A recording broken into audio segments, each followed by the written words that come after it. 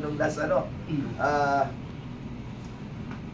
This is introduced by me, no, na Kagawad Doc Aguinaldo to head the committee chair.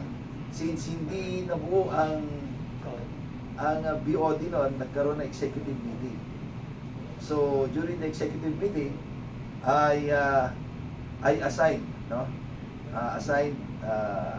Kagawad Doc Aguinaldo of Makati, no? Barangay Bangkal, Makati City, to be the head of the health committee. Then she accepted. Since yung concurrency ng board, I need to designating him, no? Kasi nasa executive committee. So implementation. So since ako naman so I designate them, the board will concurrence or will concur the designation or the appointment. So ang problema lang, sino ba yung nun? So since ikaw naman, you can lagi na lang ikaw ang sponsor. Sponsor. So the sponsorship is coming from Kagawad Butch and the undersigned me, the introducer. So any other comments with the sponsorship of Kagawad Butch? Any other objection? Go ahead for your sponsorship.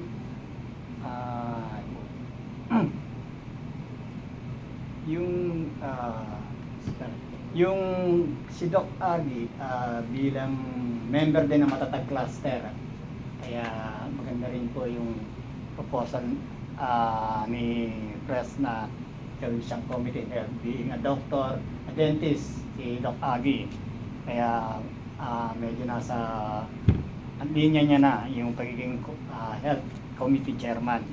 Kaya I move na yung proposal niya ay ma-provide kanyang resolution number, may number na po. Number 4. Number 4. Resolution number 4. Appointing Kagawad designating Kagawad Doc Aguinaldo of Bangkal, Makati to be our committee on health chairman.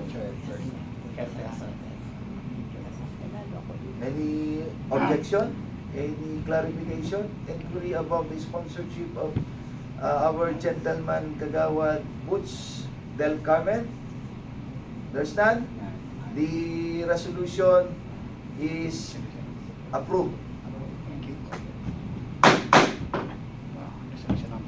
Okay, we now proceed for the appointment, designation again for the other committee. Kagawad Maui Cordes of Barangay Milagrosa,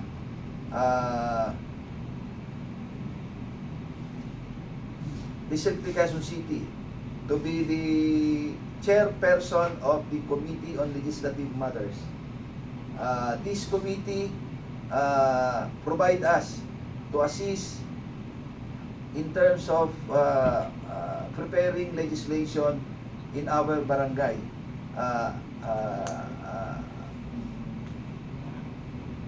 sharing with others in a form of approved ordinance and resolution.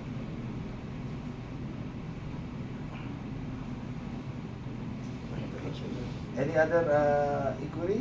Clarification na po. Taga, anong barangay po si ano? Barangay Milagrosa, District 3, Quezon City. Quezon City. Yes. Milagrosa.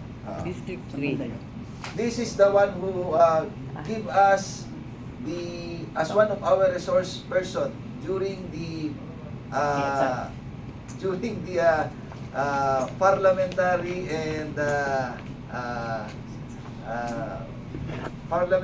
and resolutions and ordinance tawag dito Okay, sabihin, tatagalog ko na lang, oh. Yung kung paano gumawa, no? Giving by itself, the title, as heading, the explanatory note, the body, and the finalization, approval of the resolution and ordinance, and for the resolution and other information, part of the title, or in the ordinance, the section which are under ordinance given by means of penal provision. So yun yung tinuro sa atin noon na during the meeting last year at Veterans Village. Siya yun, yung mataba. Siya yung mataba. So, may mga approved resolution din siya na pinakita noon. So, siya yung parang lalabas na chairperson na tutulong sa atin.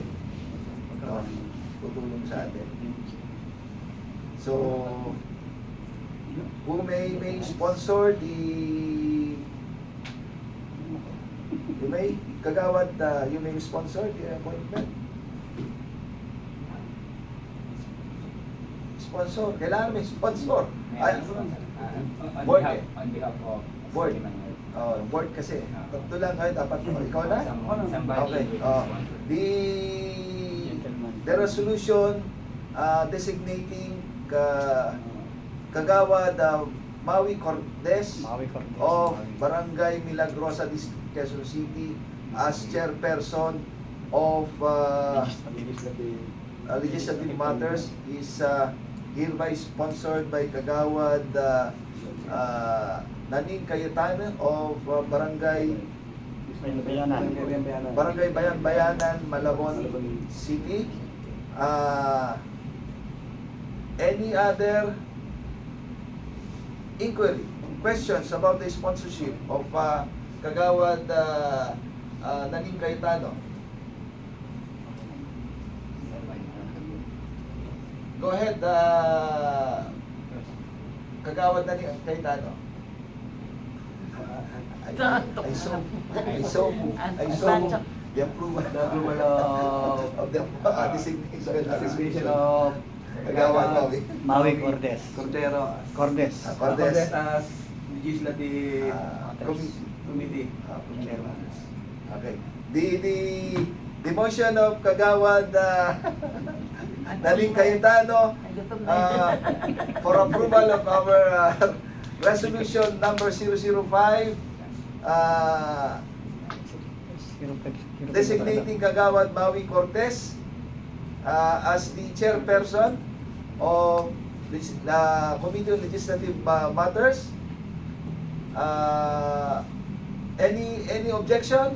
If there's none, the motion of Kagawad Naning is carried.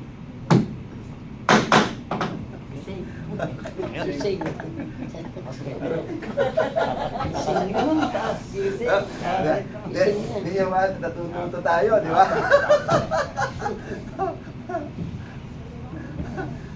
Pero actually, yung iba kasi hindi nagagawa yan sa council.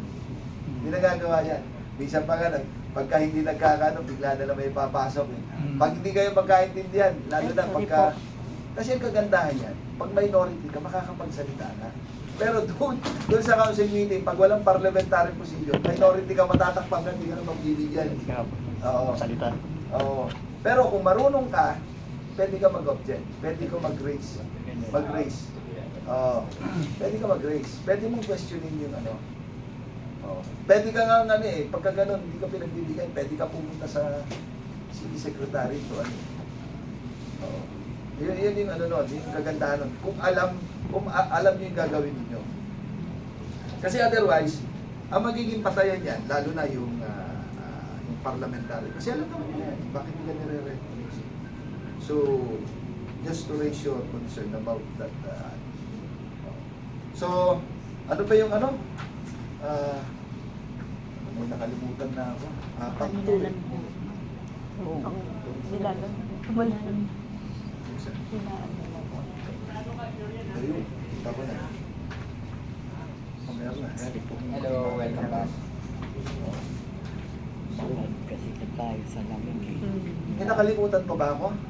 Parang may nakalimutan ako eh. So, ito mahirap minsan pagka walang sekretary. Talaga. Ito ano? Talaga ito nagiging problema kung wala talaga.